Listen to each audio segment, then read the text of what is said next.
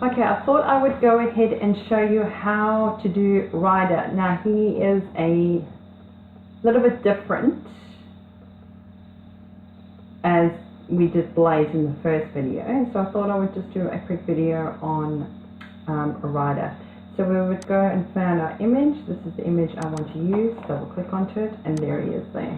So he is a fairly good quality file, and it's quite large, but we want to reduce that to the size of our paper. So if you only have an A4 printer or letter size printer, you would of course change it clicking on that, and you would reduce it to either letter size or A4.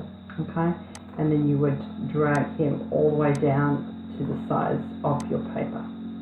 Okay, but because my printer is an A3 paper, we're going to drag him all the way to that size. So he's going to be roughly about 16 inches. Okay, so the next thing we're going to do is we need to obviously remove the white background, because we want our cutting machine to cut around the image and not around the box. Okay, and where we're going to do that is trace image. I'm just going to go quickly through this because I did explain it in the first video, so if you haven't seen that video, go check that one out. Okay, and we're going to drag that all the way up, all the way until he is, if you drag all the way to 100, you see it has all these little pixel things. We don't want that, so let's keep going until we don't have it all jaggedy. Okay, and you need to make sure obviously that the yellow is covering up most of the image. Okay, so let's bring that back up.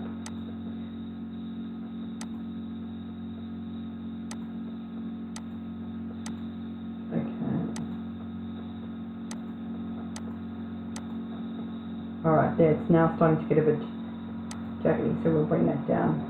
Okay, but you can see over here that it's still not connected, so I think it might actually leave that part uncut. So let's just hit trace and detach and see what happens. So if we remove our image, yeah, you see how it hasn't kept that, so I'll show you what you can do there. Alright, so what you need to do is you can, if you click and delete that, and you delete this little part there, always make sure to hover over your image. Okay, you see how it's still got that there? So if you didn't delete that, your cutting machine will actually cut that little speck thing out. So make sure that your whole image is completely blank or clear, okay? But if you're cutting this by hand, don't stress about what I just explained. Okay, so now we want to obviously make sure that because if you go and cut this, it's actually going to cut all the way inside the shoe, which we don't want. Alright, so we're going to do our offset, and I want to make it 100, hit enter, and I want to change the color to white. Okay, but it's still done that there, which is what we don't want. Offset. Okay, for some reason it just doesn't want to take away, so all I would do is I would just go ahead and just cut it by hand. Okay, it's not seeming to work for some reason. Okay, and there we go. So I would then group that together. Let's pop you to the side, and just so that I don't waste paper, I'm going to duplicate that image and I'm going to flip it horizontally. But because it's not going to fit, let's try and see if it will fit. I may be doing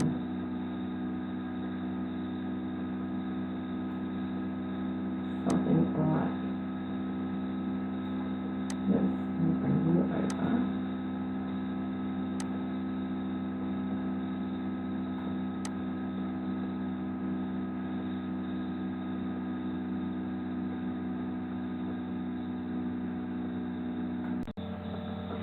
Okay, so I have loaded my image into the machine.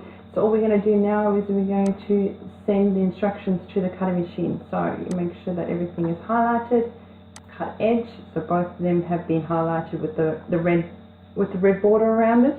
And then now all we're going to do is hit send. Okay, and I will show you the process on how it actually cuts it out. All right, we'll be back.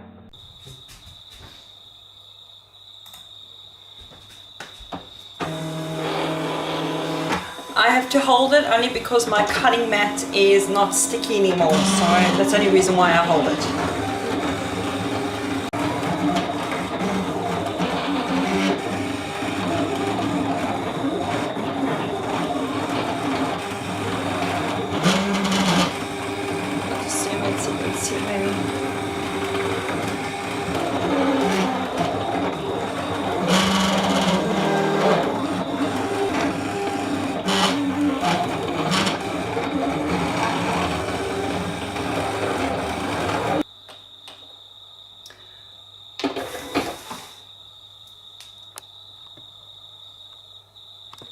Okay, so once you've done that, that's exactly how, let's see, I'll cut the whole thing. And there you go, that's what it looks like. Very quick and very easy to cut out. Okay, so in the next video, I'm going to be showing you guys how to assemble your centerpieces, so stay tuned for that. Thanks for watching, guys.